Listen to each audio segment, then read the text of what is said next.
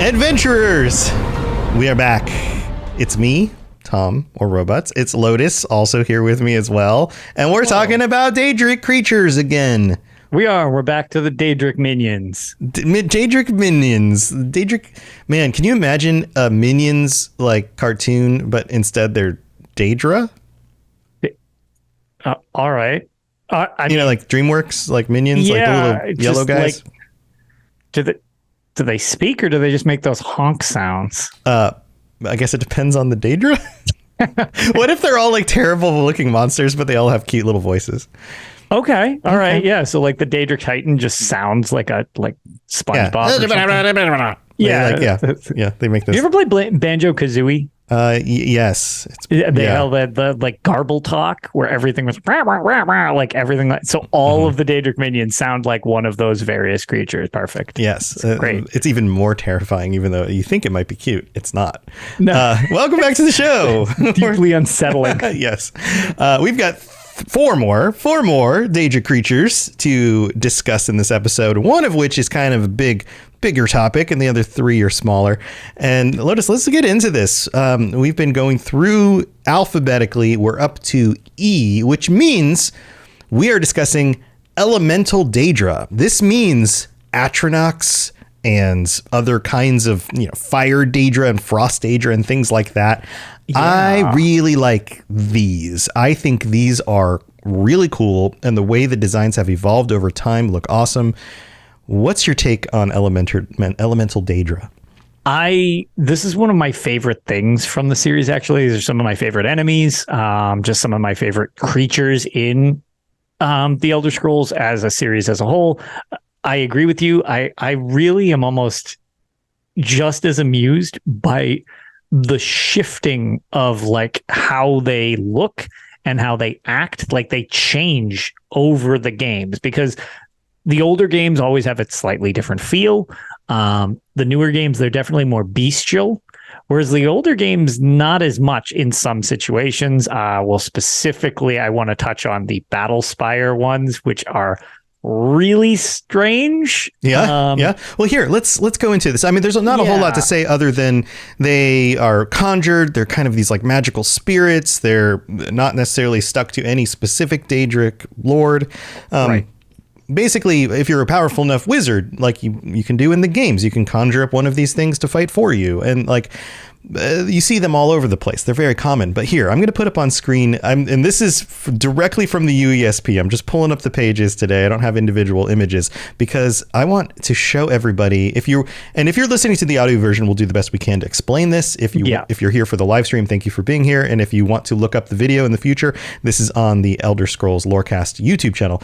But check this out. We're going to go through each one. You've got Air Daedra, so Air Atronachs, we should say. And most of these are newer. These are all ESO pictures, and they're pretty cool. These are the guys with like multiple arms that are kind of just floaty blocks of They weren't rock. Really too much of a thing before ESO. The air element itself wasn't really, but we'll go into it in a second, but they look like a slightly different version of like Storm Atronachs type of deal, but we'll get into that in a second. Right. And so here, let's jump over to Storm Atronachs, because that's kind of similar here. Storm Atronachs, these go all the way back to Morrowind, and again, look like these clumps of like floating rocks with some sort of magic, or in some cases, a fire or electric effect or a wind effect. So very similar. Yeah, they tend to have a lot of lightning tends to be tied in with these things. And like, it almost, because again, the storm aspect, it was sort of more a wind / lightning thing.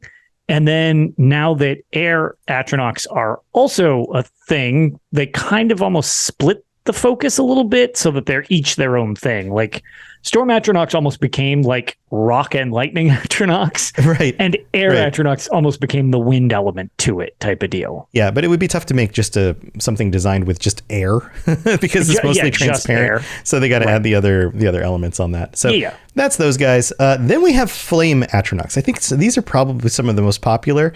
And I wonder why. Nobody likes fire magic in video games. Nobody likes fire magic, and nobody likes the new design with with their shape. Yeah, the sexy lady ballet dancer one. Sexy fire lady. Yeah, that definitely doesn't go over well in the nerd community at all. Right, Dripping with sarcasm is that statement. Totally. But they go all the way back to Daggerfall, and you can see them here on the screen. They've been around for a while. And the Daggerfall ones and the Battlespire one look more like people on fire. Yes. Let's just call them that. Very much so. That one has changed quite a bit over the years, actually. There's been a lot of variety on how that one has shifted. The other thing is, and we'll touch on the other side of it in just a second, the Battlespire specifically has it's almost like a suit of armor acting as a person with the element coming out of it, more than the element itself being the thing. If that makes sense. It's kind of hard to explain, but it's well, the same way that there's rocks, the creature. It's like there needs to be something physical for these. So usually it's like rocks or some sort of carved piece of something. But in the case of that type of Battlespire version, it's a suit. It's like a armored suit that's inhabited by this spirit of fire. You can describe it like that. Yes. And that's been one of the renditions, and then it shifted more. This one has shifted quite a bit, as you can tell from the photos. In Daggerfall, it kind of just was like a fire golem thing. And then, there was the other... There was a difference between an Atronach and a Daedra as well. And they kind of just merged a bit more. So the Flame Atronach shows up in Morrowind. Again, it switches name from fire to flame, but basically means the same thing. And this guy's a little bit more transparent, and he's got kind of that glowy Morrowind way they did fire, which looks more like just a visual light blob and less like a flame. Less like a flame, tech. more of just like a sun flare. Yeah. And then you've got Oblivion, which looked more like kind of went back to that suit of armor on fire kind of thing with almost like a magma-like skin. It started to get its voluptuous lady shape. Yeah, this one became very, very lady shaped as opposed to these more masculine shapes. And then you get to Skyrim with the one that most of us are familiar with, which is a really cool design. That one is honestly cool. I like to see the difference in that, and it is interesting that they've kind of, and ESO is very similar to Skyrim as well. Same, but I like that they kind of each take on a very unique form over time, as opposed to, like we said, this dude's on fire and this creature thing is on fire. This dude is on fire. Oh, what have I done? Oh no! But and then again, the difference between like the fire Daedra or the flame Daedra and a fire Atronach and a flame Daedra, and then it just kind of got mushed into like, now it's just kind of an Atronach. That's just our thing. Yeah. And the newest ones, the Skyrim and ESO ones, tend to have kind of this. It's less like rock or metal. It's more like pieces of lava, it's parts like pieces of magma forming hardened. And right into the armor parts. Right. And then you got the shape of like the horns, and then the missing places, like half of the face is there, but the rest isn't. Like that's a really cool design.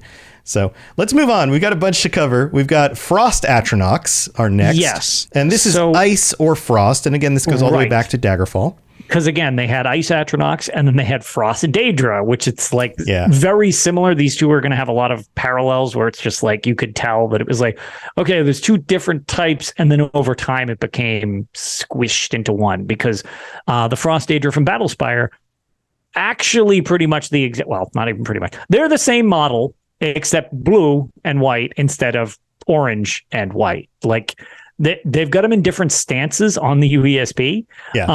But that's basically just one's walking and one's standing. This is the but it's the same model. Like it's just it changed what color the flame was coming out of it, the inside. Right, and these have kind of more of a the older ones have more of this like cold flame thing going. Yes, and then you have the transition in Morrowind to what seems to be a grumpy ice golem kind of thing with derpy ice golem. With little spikes poking out of it.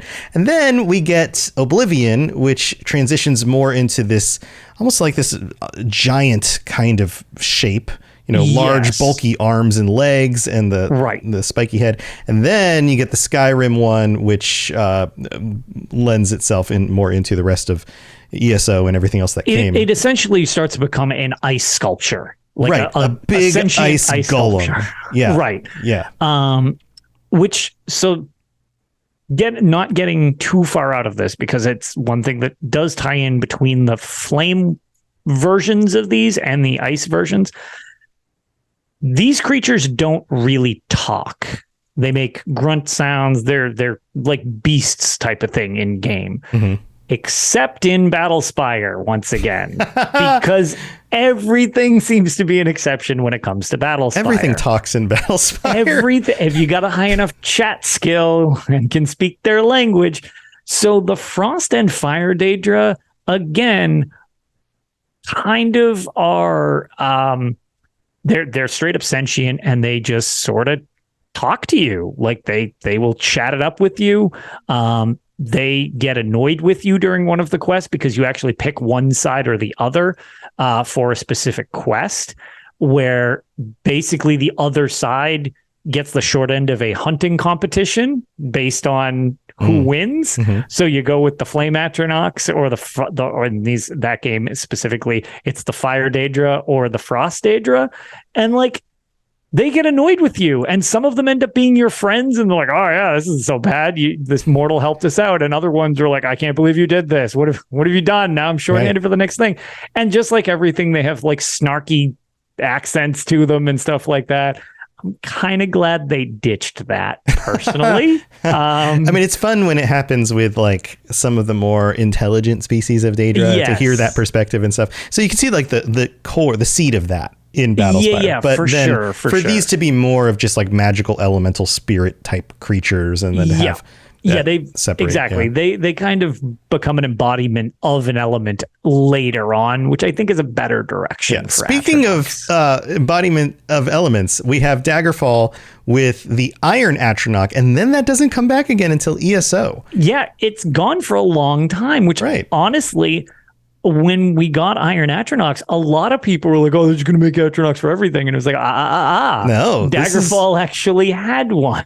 Yeah. And it looks like it was unused from many games. Right. It looks like a kind of an iron shaped man who walks around, very similar to the ice shaped man or the fire shaped man, right? Same kind of thing. But then in ESO, we get the Iron Atronach. I'm pretty sure everybody's fought one of these in ESO. Yes, the boss quite frequently of different types. And it's basically if you took a Flame Atronach and an Ice Atronach and cooled it down them together, like with just a fire core.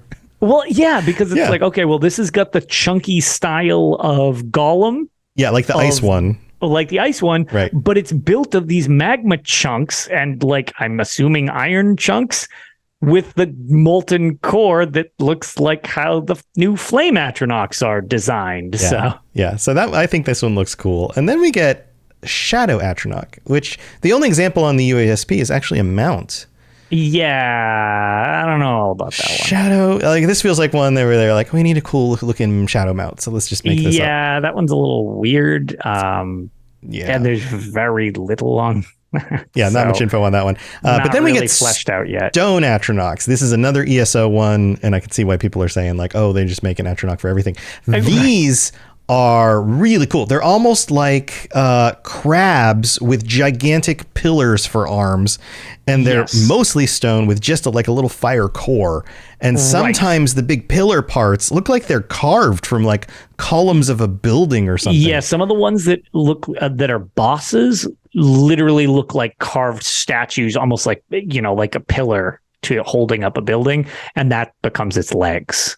Those things are pretty neat, and similar to the other Storm Atronachs, the rock pieces just kind of float by each other in just like a crab shape instead of a golem shape in this case, but they float outside each other rather than being connected like fire ones or frost ones or anything like that. Right. I really like those. And then of course the storm one we already went over. And then there's some other varieties that show up. The cold flame Atronach. Yeah, which is just it's blue fire flame Atronach. Right. And then there's the lava Atronach, which again is kind of like a blue and red fire Atronach. Yeah. And then some other mounts like the cold flame wolf or the frost cench panther, which they've done over the years. They've done all these different mounts with different like kinds of elemental effects and those kinds of things. Yes, and that's the thing is they have these kind of standardized shapes that have shifted over time, but when it comes to Elder Scrolls Online and like the customization and pretty stuff that everybody likes, they basically allowed these Atronachs to take different shapes as well. So there'll be like a flame Atronach mount that looks like a wolf, that looks like a camel, that looks like a guar. It looks like so. The idea is the same, but essentially based on that theory, I guess you can just say they all sort of shape shift. Like you can shift them, which I guess you can kind of even have like, well, they've already shifted so much how they look throughout the series. Does it really seem like that big of a stretch that they shift and then look like other creatures as well? I mean, sure, whatever. Well, if it's some sort of like conjured fire, like Daedric spirit in the form of like a flame or in the form of an ice thing, like it makes sense that you'd be able to shape it how you want. Yeah, exactly. So yeah, that's something that sort of worth at least mentioning. They can have. We're keeping Lotus up late tonight. Yeah, it's fine. It's all of 9:26 p.m. Yeah, it's just kind of interesting that they kind of lost their specific per game look. And now it's like, well, yeah, it could be any of these as well. So, just there's other versions of how they could look. And then there's kind of like the default version of it. Right. I get the meta justification, but it also feels like a real in-world justification. It feels like those two things can align. No, I mean, it seems like it could work. I mean, that's fine. Yeah. All right. Well, that's the elemental Daedra. We have 3 more Daedra to get to, and that was the big one. So these 3 will be quicker, but that will be after we get back from the mid-break because we got to go thank our patrons. So don't go anywhere. This is Hamis Morak, Dragonborn, and you are educating yourself to the Elder Scrolls Lorecast. All right, here we are in the middle of the show, and this is where we get to thank our patrons, including our newest patron, Lifessa. I think I'm pronouncing that correctly. And also thank you to Mike M for upgrading to a tier 4 patron. You're going to be able to... Hi, Leaf. Hi, Leaf. Mike, you're going to be able to join us on the chat at the end of the month, which is coming up in a few weeks, 2 weeks from this recording date. We're recording this on the 14th, so that'll be the 28th. And look forward to chatting with you. Also, big shout outs to all of our patrons, all 129 of our current patrons, including our Daedric princes, Kirasi and Sheogorath Sweetroll. Thank you for your support, and thank you for being here and part of this community and making this thing actually happen. It's all because of the people who support the show, so thank you for that. Also, another way to support the show is to leave a review on Apple Podcasts. If you leave a 5-star review, we'll read it out on a future episode of the show. We don't have any new ones to read out this week, but if you leave one, we might read it out next week. And another way to do that is to rate the show on Spotify or whatever podcast you're listening to this on. Tell your friends, come join our YouTube channel videos, watch us, be part of the live stream on Twitch, twitch.tv/robotsradio. Lots of different ways to help us out. And we couldn't do it without you. So thank you so much. All right, let's move on with the rest of the show. You're listening to the Elder Scrolls Lorecast, dear child of cities. That is why the Night Mother loves you. So, Lotus, I feel like some significant percentage of Daedra look like bugs. Yes, not false. Not a false statement. Not a false statement. Not a false statement at all. So the next one on the list alphabetically is the Fiendroth. And according to the UESP, the Fiendroths are small blue Daedric pests commonly found wherever Daedric influences persist. They resemble hulking armored insects with very short antennae. Fiendroths possess steel mandibles and a venomous stinger and purportedly rely upon the agonized cries of mortals for sustenance. Wow. All right. That seems hostile. That sounds horrific. Like, I'm hungry. I need to go torture people. And if this was in Daggerfall, they would talk and they would say that. Yeah. Oh, yeah. Absolutely. Absolutely. Or Battlespire, they'd have the British accent to go along with it. Absolutely. Right. But this one only shows up in ESO. And here, take a look. That's a handsome fellow. If you saw that in your house at night, you would burn the house down, I think. No, they're very wholesome. Very wholesome. And the steel pincers, the mandibles really just bring it all together. Could you imagine getting a nice hug from one of those things? Oh my God. It would never let go, or it would just chop your ankle off. Just right on the ankle. Yeah. And then the plates on its back make it look like just hard rock or metal. And then you wouldn't even be able to step on it. No. To defend. It's like, man, I got to step on this horrible nightmare creature. Yeah, you couldn't even ride on it because the little pokey things on his back would just go right up your butt. And then and also, I assume they don't seem to be overly large. I would be like trying to ride a corgi. Like a small dog. Yeah. I was going to say, I don't think Boots could carry me around the house. It's not. Yeah. I think our best, but I don't think that would work. From what I understand about insects in the real world, insects are the largest in places like Africa or Australia. I don't know if any of our listeners from either of those locations can attest to having to step on giant insects, but this is still bigger than any insect I'm familiar with in our own world, and also steel mandibles, and it feeds on the suffering of mortals. Yeah, so it almost sounds like a beetle form of those Japanese forest hornets that exist in real life. Yeah. If you want nightmares, look those up because those are real. Yeah. So that's the Fiendroth. Not a whole lot else about them other than just hey man, if you insects give you the heebie-jeebies, then they're really honestly they're just in ESO, correctly? Yeah, they're just in ESO. It seems like it's tagged. And honestly, you really don't see much of them there either. They're just it's kind of like a background thing that just fills out the environment, and more than anything you specifically interact with very much. Like these other things, you fight them, you conjure them, these ones, it's like, it's on that bookshelf. It's giving you the side eye. Yeah, or you just got into Daedric realm somewhere and these things are just crawling all over the ground. It's like this thing fell out of a box in Cold Harbor, so. Yeah, right. Can you imagine, okay, I'm putting this back up on the screen again. Can you imagine in the future a brood mother kind of version of these that all these little guys come out of, that's the size of a bus or something? I don't like that. And on top of that, it's some of the new horrible beasties that they've been creating in Elder Scrolls Online, some of the Daedric realms. I feel like if you modified how they looked a little bit, you could end up with one of those brood mothers or one of these things. And I don't think I would appreciate that. Yep. Seems personally like a potential for the future. ESO, ZeniMax, if you're listening, make some more creepy giant bugs. That'd be fun. Wink. Wink, wink. All right, let's move on to the next one. This one, we're going back to elements a little bit. This one is the Fire Daemon, not Fire Daedra, Fire Daemon, Daemon. This goes, we're going way back in time because check this image out. Yeah, there it is. That's as big as it is. I'm not going to, here, maybe we can zoom into the browser. There we go. Look at all 44 pixels of that guy.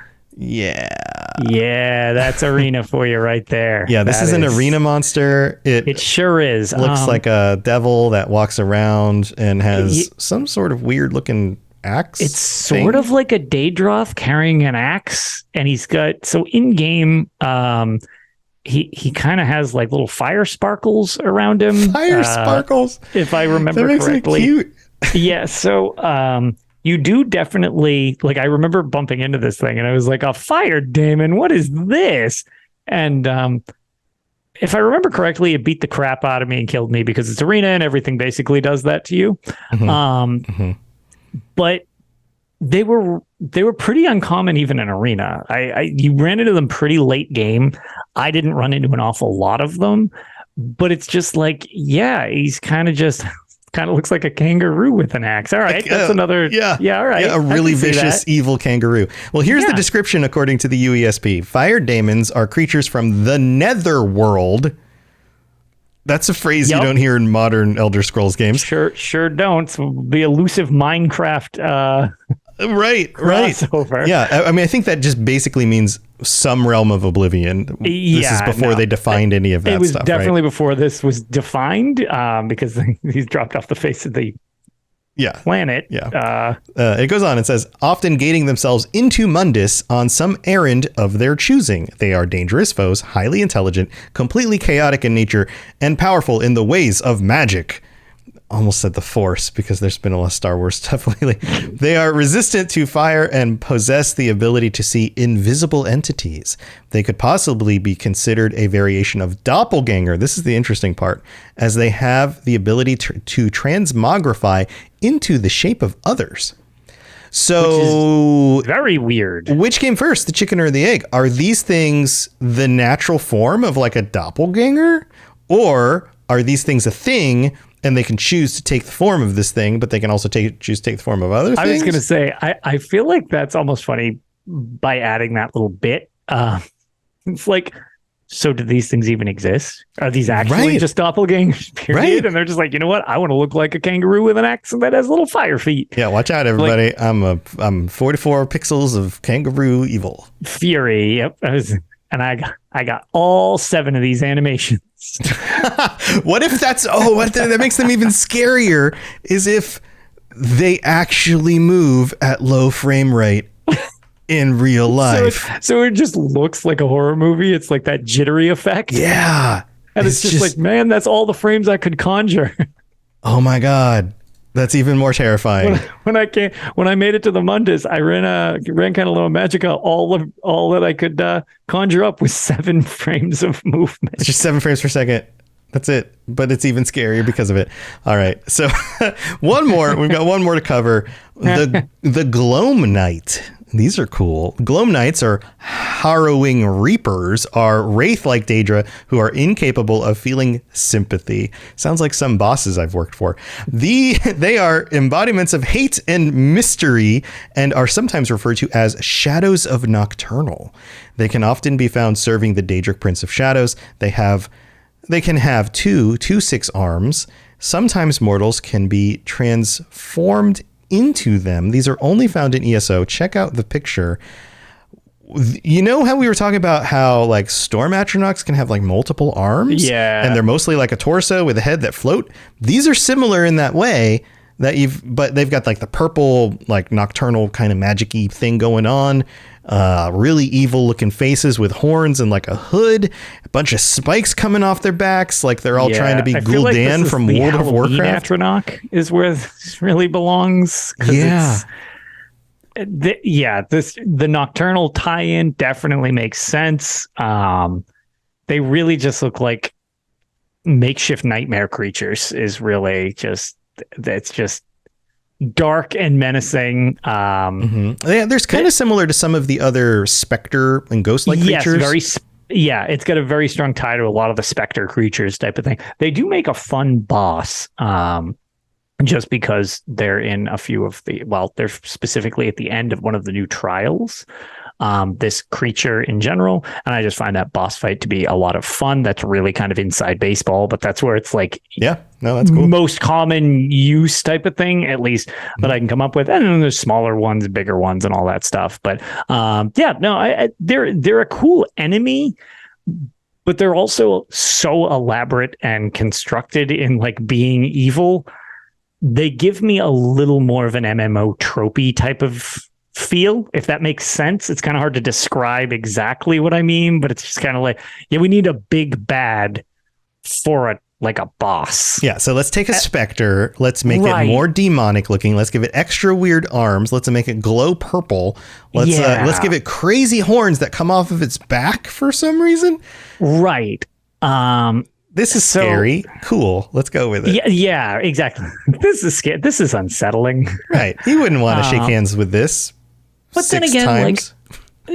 it could also be the way we looked at the way things have progressed throughout the series, all the way back to Arena and Daggerfall. There were constant specters and ghosts and stuff like that, and some of them sort of resembled like smaller versions of this, especially like in Arena, it was semi-frequent Daggerfall as well, where it'll just be like this black ghosty shape, like it's like a misty shape, and it's just got red eyes. And back then you could only hurt it with like magic enchanted things, or if it was like above a certain quality material, like, oh well, this is mithril or silver, like in Oblivion, Daedric, right? It's like whatever. an important thing, yeah. Right. Then you could hurt it, but it almost like I could see them. It doesn't specifically say this, just I mean in a design choice way. I can see like the progression of like, okay, well, it's like those aren't as common in the series anymore.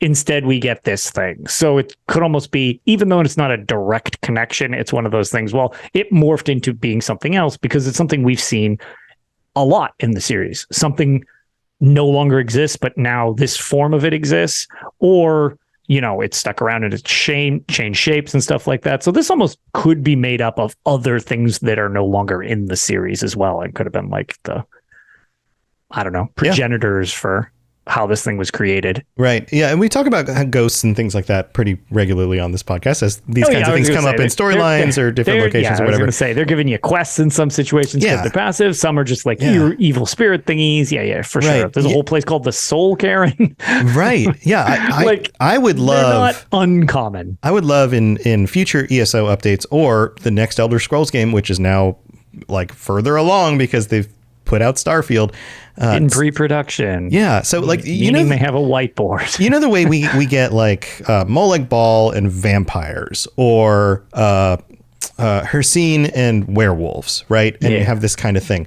I would love a little bit more of a direct connection between some Daedric prince and corrupted souls or spirits that turn into these like spooky monsters. Like what's how do you make a Gloam Knight, right? Like this seems like it might have been somebody who was corrupted, almost like a ring wraith sort of thing. Sure. And it's already got the tie into Nocturnal, and she's less nefarious than some of the Daedric princes, like just outright like, haha, time to just do horrific things. And it's, well, what about the connection to the Void? And like we had the whole series of episodes about the Void and Nocturnal and some of these other things that are going on, like the Spirit of Sithis and like all of that. Exactly. Yeah. It would be really cool to have some sort of revelation for like why are they collecting all of these souls?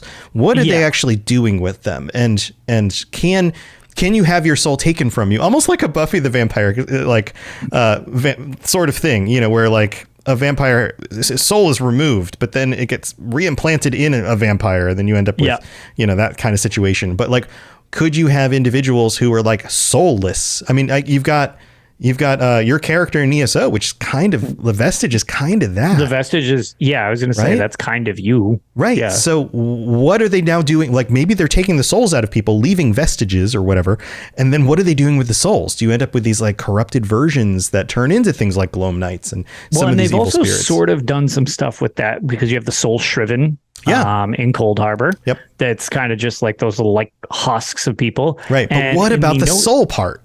Right. Like what did they do with the soul bit? Right. Now they're soul shriven. Right. And on the other side of that aspect, and they were kind of just fleshed out, and we also have all sorts of apocrypha beasties and stuff like that. But one of the newer things that we saw with Necrom when you go to Apocrypha this year, is these things called the Hushed, where they basically were just so enthralled and lost into the tomes and lost amongst the stacks of knowledge and stuff like that, they get the crazies and they kind of just lose their existence. They lose themselves, right? Yeah, and they become these horrific little abominations.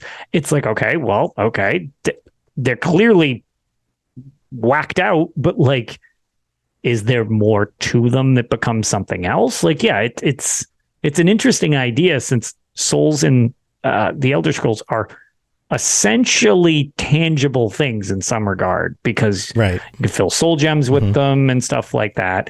And not turning this into a complete like soul-based topic. They're kind of like, there's a lot of situations where these souls, obviously they leave the thing that they were taken out of. So you have like vestiges, soul shriven, blah, blah, blah, blah, blah. Right. And when you're putting them in soul gems, even when you use the soul gems, there's the idea that it's not totally destroyed, so you have this little essence of the thing, which is super messed up as well. That it's right. Okay, yeah, black soul gems with the consciousness of the soul might still be in there somewhere. Right. So it's there's some really dark stuff that you can deal with in the series, especially when it's getting traded around, because you have the oh my god, the Ideal Masters. I almost called them Eternal Masters. The Ideal Masters from Maternal Masters. They're called grandmas. Grandma. The Ideal Masters essentially trade in souls and stuff like that in the Soul Cairn. So there's a lot of potential for how are these things actually created. Yeah, or like a spirit army. What if somebody like Nocturnal, who's usually not invading, Mundus like some of the other Daedra princes, decide, you know what? I've had it with Molag Bal, and I'm just going to take all of these souls that I've gathered over time, embody them in some sort of Daedric form, and now you've got the massive army of ghost monsters. Exactly. Yeah. Nobody expects Nocturnal. Nobody expects the Spanish Nocturnal. But yeah, so it's interesting because they could do more with that if they decide, because we get little bits of this over time, and that's how the series has unfolded for a ridiculous amount of time at this point, literal decades. In fact, ESO is almost a decade itself next year. So that's crazy. Yeah, time's horrifying. But yeah, I'd be curious to see if they explain any more of some of these creatures as their background, or how they are created, other than, this is the thing. It's that's horrible. Yeah. And some of it is you don't want to ruin it with an explanation, right? Some of it you want to leave mysterious, but some of it to have a little bit more to chew on, or a little bit more, something that gives you even more questions than where you were before. Sure. The most controversial. Do you really want to know what happened to the Dwemer? Right. Same kind of thing. It's no, we don't really want to know. I mean, we do, but we do. As soon as you find out, you're absolutely be screaming at the right. Oh, well, that's not as cool as I thought it was. Yeah. Right. Yeah. So, all right. Well, those are our Daedra creatures for today. Thank you for tuning in, everybody. Lotus, I know you've got other stuff. You've got update 40 for ESO. Got announced today with all the stuff coming. I'm sure you're talking about that. Yeah, Tales. we did. We actually released the last episode of Tales 3 days ago, and then we're recording another one in 2 more days. So there's a lot happening there, and we covered Gamescom because Ark was actually there, so he was able to kind of give some behind the scenes stuff that was a lot of fun. And we've got new news for the Elder Scrolls Online with our Q4. We had the live stream earlier today discussing all of that. We'll go into a deeper dive on Tales of Tamriel with that, as well as we are going to do something kind of unusual with the next show, where we're going to review Starfield.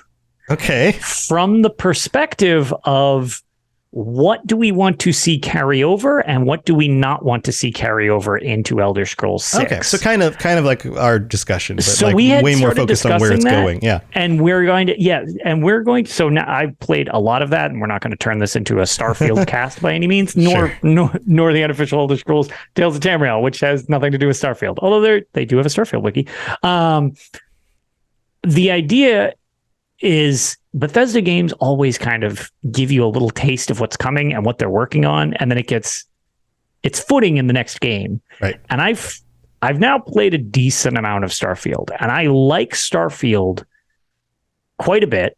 I like it more in some regards that I did not expect to like it in, like the aesthetic, because I'm not a sci-fi person. It turns out I actually really like the aesthetic to that game. Mm-hmm. And there are some other things that I've finally put my finger on why. Not that I don't like them, but without mods, I think Starfield will have one of the smallest longevities of any any Bethesda game I've ever played, which is interesting because of how big it is. Just because in regards to Elder Scrolls, it reminds me a lot of Arena and Daggerfall, where things are almost too big to have anything relevant happen in them. It also, I see where you're going. I've had kind of a similar feeling in that with something like Skyrim, you have all of the previous games. Yes. And all of that background already built out. So you don't have to build that stuff out. You can just make a game in that universe. Right.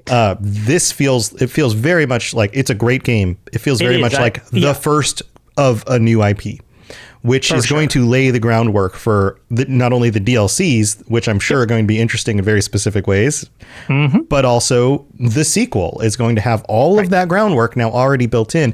And then the universe is going to feel more full and interesting, especially from a lore perspective. 100%. Yeah. So same kind. Yeah. I'm getting the same kind of vibe with that. Yep. It's totally enjoyable. Absolutely. Oh yeah, absolutely. I'm having a ton of fun with it. But we're used to Fallout 3 and 4 and Skyrim and all of these games that come from a world that's already been like decades in the making. Yeah, so that's going to be our next thing, because obviously we always cover the news much more heavily on that show, but we're going to turn it into a nice discussion on Bethesda as a whole, because I think we've seen some very interesting bits. I'm very excited that I hope they carry over into the Elder Scrolls 6. Yeah, I agree. Well, I'm looking forward to hearing that. That's awesome. Yeah, and of course my shows are all over the place, but lots of different topics, mostly Bethesda. So we've got this show, Fallout Lorecast, the Starfield Lorecast if you're playing that. Lorecast. Lord of the Rings. I am now 100% through that entire series, so make more episodes for me, please. Well, we just recorded one today, so it'll be out tomorrow. So, but lots of stuff to listen to. robotsradio.net for all of our shows and a bunch of other stuff that I think you'll probably love. So go check that stuff out. Thank you for tuning in. Thank you for being here, chat, and have a wonderful rest of your night, of your week, whatever. And stay safe out there with all those crazy giant bugs and ghost spirits and things. We'll see you next time. Bye, everybody. Thanks for joining us. We'd love to hear from you. You can reach me on Twitter at robots_radio or Lotus of Doom at Lotus of Doom. Also, you can join us on the Robots Radio Discord channel. You can easily just search Robots Radio Discord on Google or check the description underneath the podcast. Also, this podcast is recorded live every week on Thursday nights, 9 p.m. Eastern, 6 p.m. Pacific on the Robots Radio channels on Twitch, YouTube, and on Facebook. So just search Robots Radio on any of those platforms. Come join us. We'd love to chat with you while we record the show, or before or after.